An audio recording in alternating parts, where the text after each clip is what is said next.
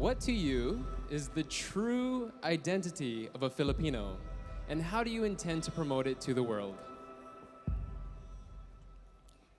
Para sa akin, tatlo ang sumasagisag sa totoong pagkakakilanlan nating mga Pilipino.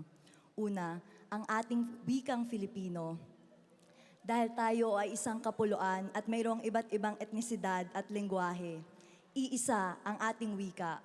Pangalawa, ang ating kulay kayumanggi na sumasalamin sa ating kasipagan tulad ng mga magsasaka na bilad man sa araw at babad man sa tubigan, masipag na nagtatanim at nangingisda. At pangatlo, ang pagmamahal sa bayan, ang ating pakikipaglaban para sa ating kasarinlan ay iisa.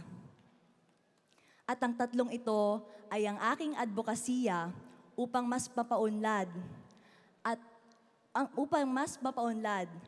ang ating bansa, hindi lamang sa larangan ng turismo, kundi sa larangan ng iba't ibang industriya dito sa ating bansa.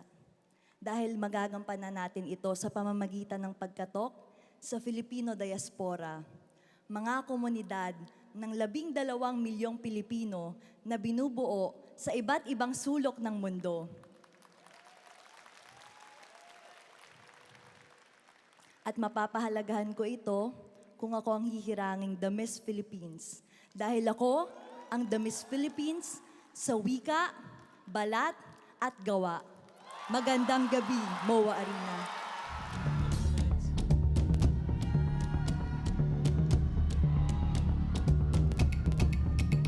The new Miss Philippines is